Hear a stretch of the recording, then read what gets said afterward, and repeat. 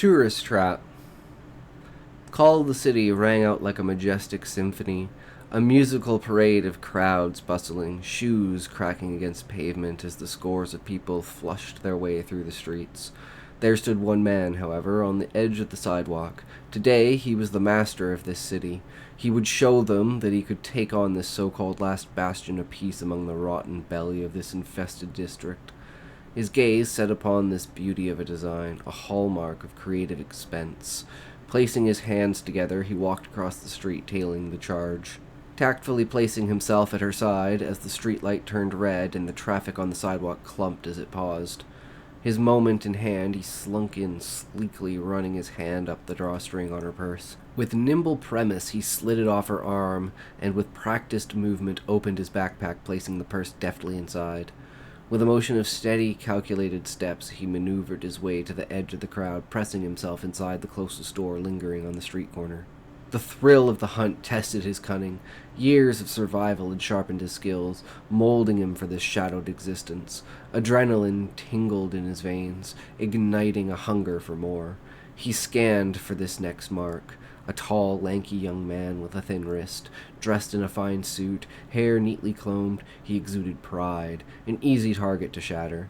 The thief's gaze locked on the loose watch dangling from the man's wrist, glinting faintly in the library's dim light. The heavy scent of old books and the soft clack of keyboards lent the space an air of quiet simplicity, a deceptive calm. The man set an economics book on the table, offering the thief an opening. "Hey there," he said, his voice gruff yet casual. "I see you've got an economics book there. You look like a sharp guy with a solid background. I've been struggling with stocks lately. Research hasn't helped much. I'm looking for someone to bounce theoretical ideas off, to get a grip in this fickle game." The man glanced up, meeting his gaze. "Knowledge is power, and this is the place to find it. What stocks got you so twisted?" The thief leaned in, resting his hands on the table, fingers inching towards the book. "Nvidia," he replied. "Bet on AI winning out. Big mistake, apparently. Electronics are more my strength, so maybe I should stick there." As they locked eyes, the man pondered. The thief's restless fingers, hidden from view, grazed the watch clasp and flicked it. It wouldn't budge. The conversation shifted to the book, the man suggesting they find an example tying economics to electronics. The moment felt fated, every gear aligned for the thief to claim his prize. Need drove him now, raw, unrelenting need.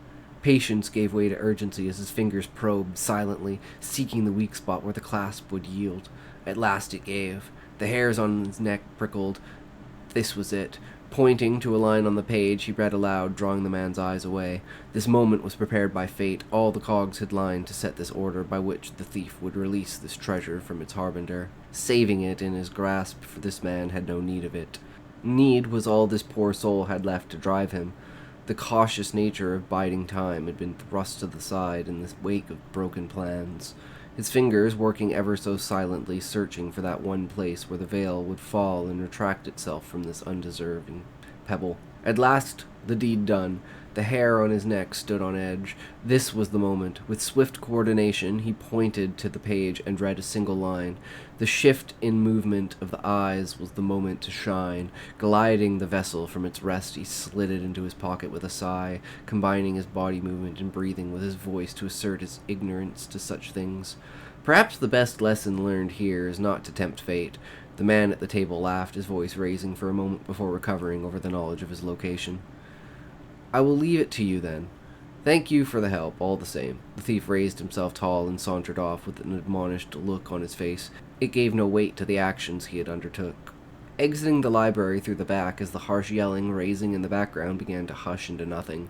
The plan was perfect. Even in his grief of loss, the chain of expression was not that of pitched voices.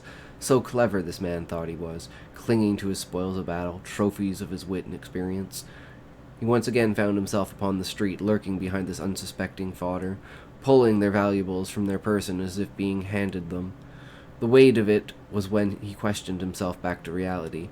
Was this enough for one day? The haul was good. The excitement of the hunt had been unburdened of him.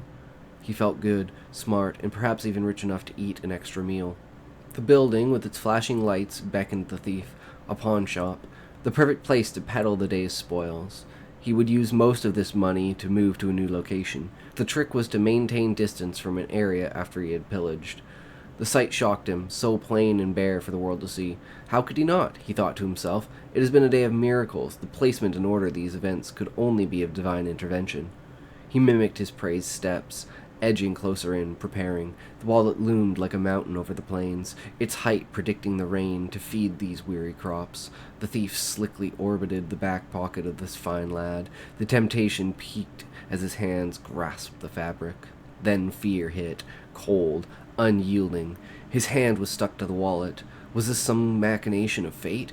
He lurched his arm, the wallet tugging at the pocket as if fastened to it.